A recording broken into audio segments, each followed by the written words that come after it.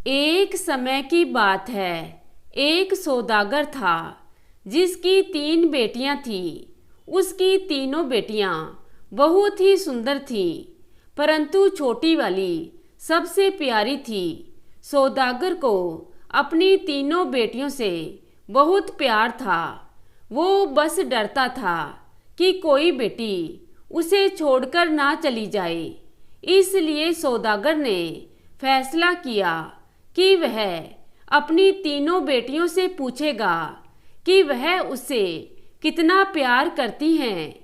यही सोचते हुए वह अपनी सबसे बड़ी बेटी के पास गया और पूछा, बेटी, तुम मुझसे कितनी मोहब्बत करती हो? उसने कहा, पिताजी, मैं आपसे अपनी जान से भी ज़्यादा मोहब्बत करती हूँ। बाप यह सुनकर बहुत खुश हुआ और अपनी बेटी को एक कीमती सोने का हार दिया।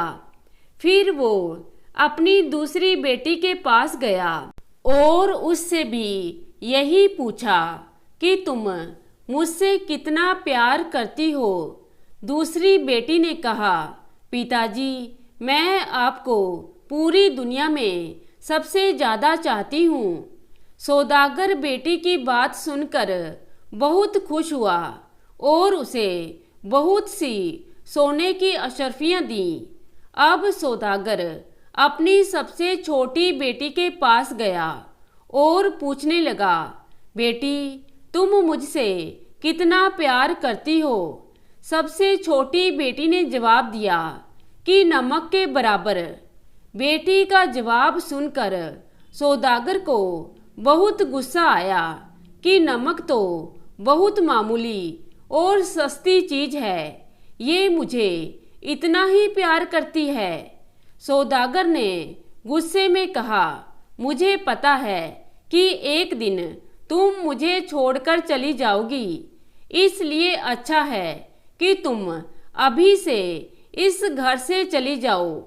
बाप की बात बेटी के दिल में लग गई। वह रोते हुए घर से निकल गई।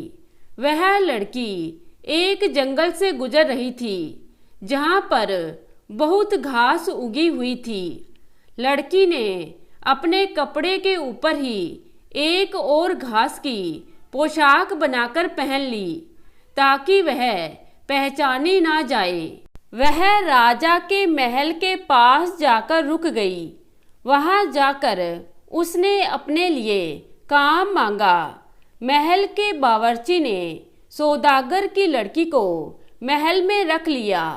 अब वह राजा की रसोई में खाना बनाने का काम करने लगी। वहाँ और भी औरतें थीं। उन औरतों को उसका नाम तो नहीं पता था, पर उसकी घास वाली पोशाक को देखकर उसका नाम घिसियारी रख दिया। अगले दिन महल में बहुत चहल पहल थी।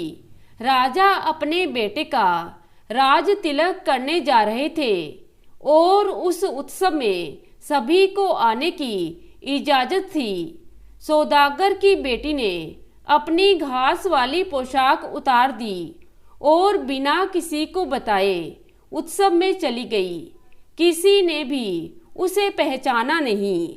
जब राजकुमार सभी को अपने हाथों से उपहार बांट रहा था तो उसने घिसियारी को देखा तो देखता ही रह गया। उसने उपहार स्वरूप एक कीमती अंगूठी उसे भी दी। उत्सव के बाद घिसियारी वापस आ गई। राजकुमार ने मन ही मन सोच लिया कि वह इस लड़की के बारे में पिताजी से बात करेगा, लेकिन उसे सौदागर की लड़की के बारे में कुछ भी पता नहीं था। इसलिए वह परेशान हो रहा था कि उसका पता किससे और कैसे करे। एक दिन युवराज ने महल के बावर्ची से साबूदाना बनाने की फरमाइश की। घिसियारी को जब यह पता चला तो उसने रसोइये से खुद साबूदाना बनाने की इजाज़त मांगी। उसे इजाज़त मिल गई। घिसियारी ने साबूदाना बनाने के बाद वही कीमती अंगूठी जो राजकुमार ने उसे उपहार स्वरूप दी थी साबूदाने के कटोरे में डाल दी। अब राजकुमार आसन पर बैठा साबूदाना खा रहा था। जब खाना खा चुका तो देखा कि कटोरे में अंगूठी पड़ी है। वह अंगूठी पहचान गया। जल्दी से अपने मुलाजिम को बुलवाया और पूछा, यह किसने बनाया है? उसने बताया कि यह घिसियारी नाम की एक लड़की ने बनाया है। फिर घिसियारी को बुलवाया गया। राजकुमार ने उसे पहचान लिया जो उसे उत्सव वाले दिन मिली थी और जिसे वह पसंद करता था। फिर घिसियारी ने अपना सारा किस्सा राजकुमार को बताया।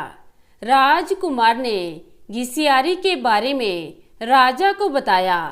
राजा ने खुशी खुशी दोनों का विवाह कर दिया।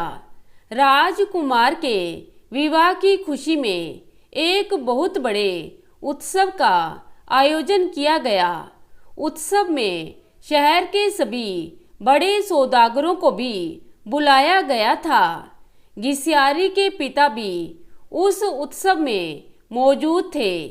खाने का समय हुआ तो मेज लजीज खाने से भर दी गई, पर जब सबने खाना खाना शुरू किया तो पता चला कि खाने में नमक ही नहीं है। सौदागर ने राजा से कहा, महाराज, इसमें तो नमक ही नहीं है। राजा मुस्कुराया और कहने लगा, क्या हो गया सौदागर? सिर्फ नमक ही तो नहीं है, बाकी सब कुछ तो है इसमें। ये सुनकर सौदागर की आंखों से आंसू बहने लगे। राजा ने सौदागर से पूछा, आप रोने क्यों लग गए? तब सौदागर ने कहा, आज मैं अपनी बेटी की कही बात समझ गया। अगर खाने में नमक ना हो तो चीज़ बेस्वाद हो जाती है। चाहे उस खाने में कितने ही कीमती मसाले पड़े हों, लेकिन नमक के बगैर खाना कुछ भी नहीं। मैं उसकी इस बात का अर्थ नहीं समझ सका कि उसका प्यार मेरे प्रति अनमोल है। फिर सौदागर ने सारी बात राजा को कह सुनाई। तब राजा ने घिसियारी को बुलवाया। अपनी बेटी को सही सलामत देख सौदागर की खुशी का ठिकाना नहीं रहा। सौदागर ने बेटी को गले से लगा लिया और उससे माफ़ी मांगने लगा। तो दोस्तों, कैसी लगी आज की कहानी? आशा करती हूँ कहानी को पसंद करेंगे। धन्यवाद।